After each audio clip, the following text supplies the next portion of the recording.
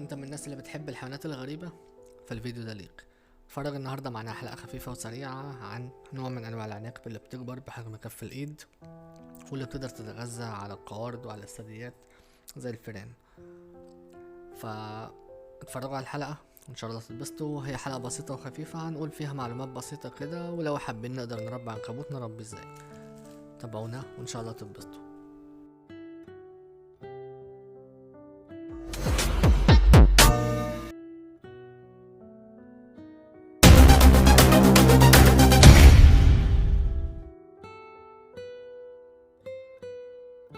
السلام عليكم ورحمة الله. والنهاردة معنا حلقة بسيطة عن تربية العناكب أو نوع من أنواع العناكب اللي ممكن ما تشوفوش كتير لأنه هو مستورد ومش موجود في بعض الدول زي مصر مثلا.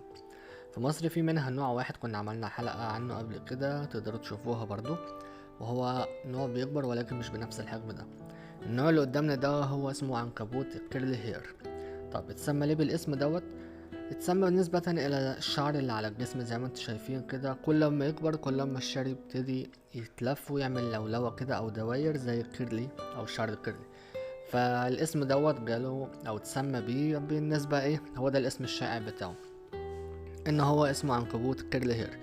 طيب العناكب من الحاجات، في بعض الأنواع منها سمه خطر وفي بعض الأنواع سمه ضعيف شوية. أنواع الترنشلات أو العنكبوت الترنشلا اللي هو بيكبر بحجم كبير شوية زي اللي قدامنا دوت، ده يقدر يكبر بحجم كف الايد، بيقدر يتغذى على الحشرات زي ما انتم شايفين. وهو صغير بيبتدي يعض الفريسة، تبتدي الفريسة يفرس فيها السم بتاعه وتبتدي تعافر معاه شوية بشوية، ولكن مع بعض الوقت خلاص العنكبوت او الحشرة اللي هو ماسكها بتبتدي تموت ويبتدي هو يتغذى عليها.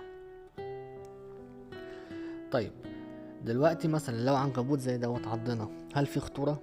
في بعض الانواع طبعا بيبقى فيها خطورة، وفي بعض الانواع بيبقى العضة مقتصرة على شوية وجع وبعدين بتروح.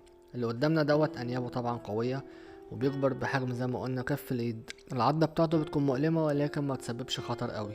ده نوع من العناكب اللي هو سمها ضعيف شوية او خفيف على الانسان.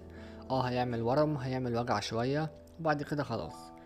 في بعض العناكب اللي هي ما نقدرش نستحمل عضتها، وطبعا لا يفضل طبعا التعامل معاها بالايد. طيب لو انت حابب تربي عنكبوت، كل اللي هتحتاجه علبة فيها تربة زراعية، فيها مخبأ تبتدي ترش التربة ديت عشان تبقى فيها رطوبة، تبتدي تقدم حشرات لحد ما يكبر. طيب العنكبوت بيكبر ازاي؟ العنكبوت بيعمل حاجة اسمها مولت او انسلاخ، ان هو بيبتدي يخرج من القشرة بتاعته علشان خاطر ما بتكبرش معاه، وبيقعد بعدها يومين 3 4 كده لحد ما الجسم ينشف، وبعد كده يبتدي تقدم له الاكل. بس وده كانت معلومة النهاردة بسيطة عن حلقة من العناكب، ويا رب تكونوا اتبسطتوا.